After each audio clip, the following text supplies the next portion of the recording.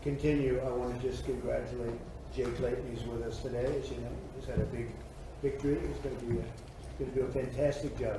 He's only done his whole life has been about doing a fantastic job. Congratulations.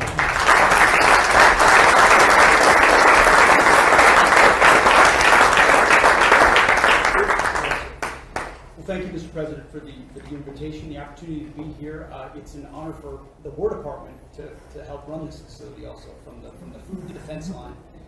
It's an honor to have you, and it's great Americans here and all around the country and all over the world who are the core of what keep us safe. But in order to do that, you have to have a leader that's willing to put them in a position to do it.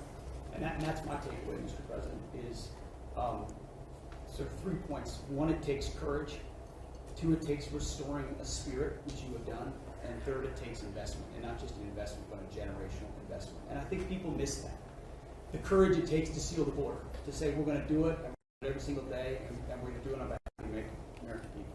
The courage to bomb the Houthis and say we will maintain freedom of navigation. You wonder why they're not involved in this conflict, the Houthis, even though they're a proxy of Iran, because they felt the weight of American power for 45 days, and you had the courage to do that.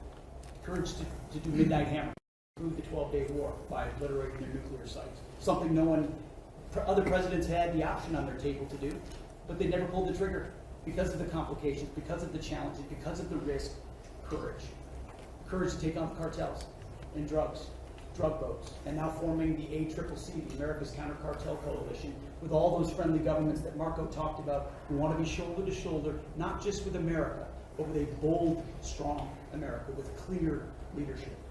The courage to go get Maduro in the most dangerous, most heavily guarded house, inside the most heavily guarded fort, inside the most heavily guarded town in their capital city in the middle of the night, and change the entire dynamic of that country and that region. And the world saw what the American military was capable to do, but that doesn't happen unless the commander-in-chief says you're authorized to do it, and will take the handcuffs off when you do it to ensure that Americans come home.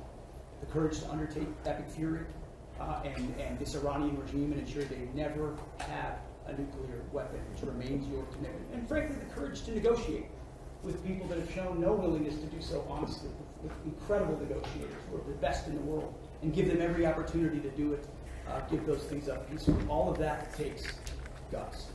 But that comes on the backs of the change in the spirit of our department. You talk about spirit all the time, and you're right to do so.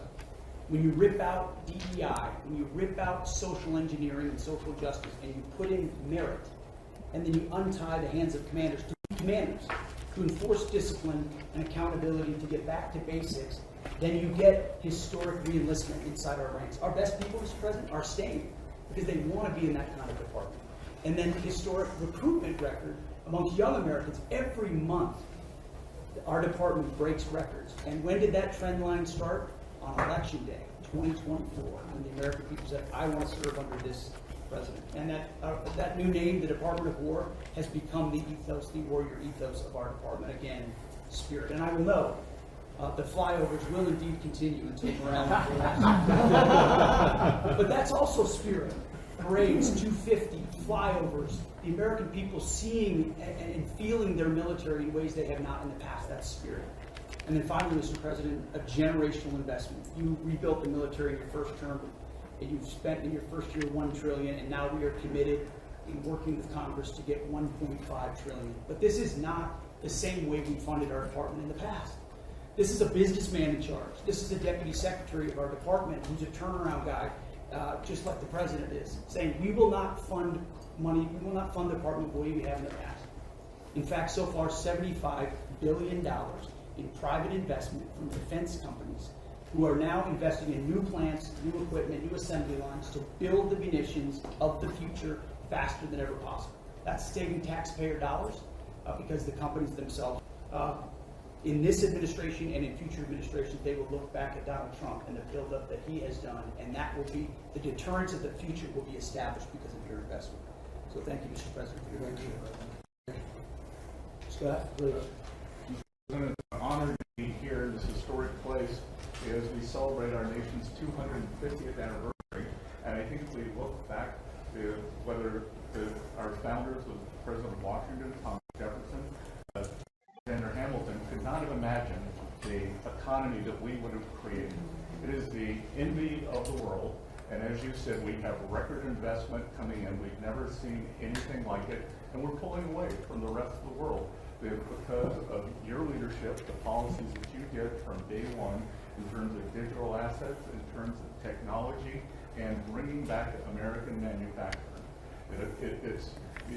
You've done it again. You had the incredible economy